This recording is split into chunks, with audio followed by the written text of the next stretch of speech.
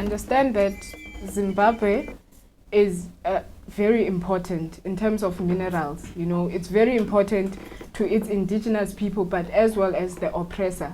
So the oppressor needs Zimbabwe to remain oppressed so that they can loot as much as they can, which is the fight here in Zimbabwe, which is what pushes Zimbabwe to fight even more. We understand that, and we understand that since Zimbabwe is landlocked, you know, the countries, the SADC countries and the countries around Africa are more imperial. You know, the imperialists have like complete control over them. That brings the threat, you know, that makes Zimbabwe very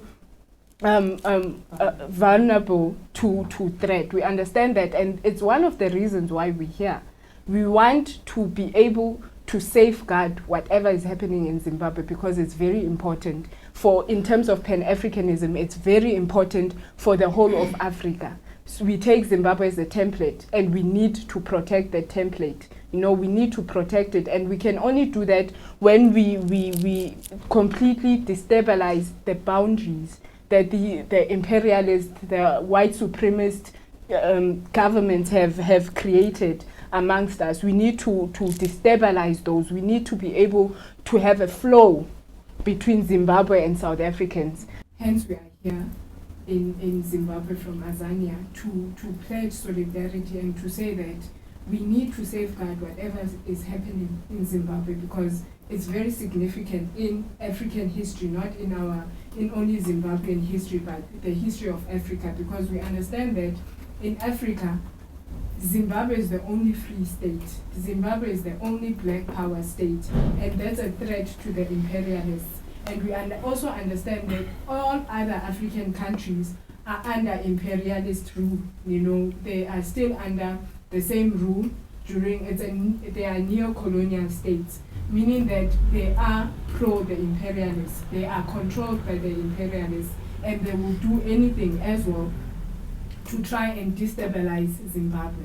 And we believe that as the youth from South Africa and the youth from other African countries, we need to safeguard Zimbabwe, because Zimbabwe is our future.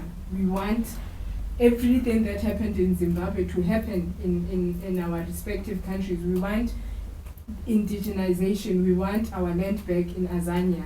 And Zimbabwe is a template for that. So we need to safeguard, because Zimbabwe is a resource for us. So we need to safeguard Zimbabwe and protect whatever is happening in Zimbabwe. But I would like to know, what you're telling me is coming from Blackwash, but perhaps not everyone necessarily sees it that way.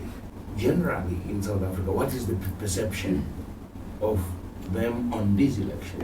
The general perception of the public in Azania is informed by the media about what is happening in Zimbabwe.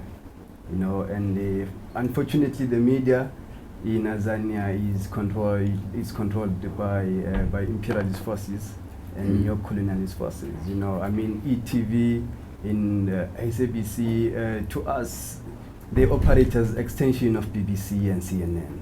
You know, they are trying day and night to demonize the government of His Excellency President Mugabe.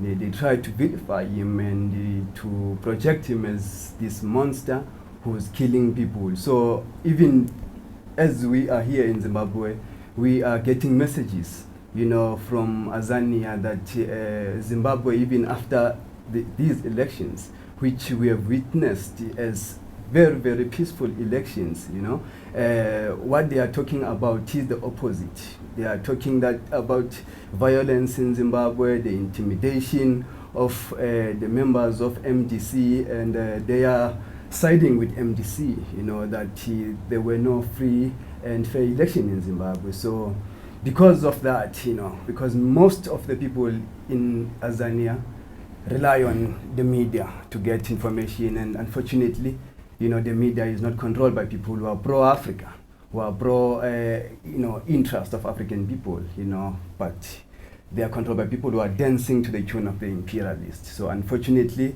you know, the media is able to feed garbage to the people, deceive the people, manipulate the people so that they can function to serve their interest.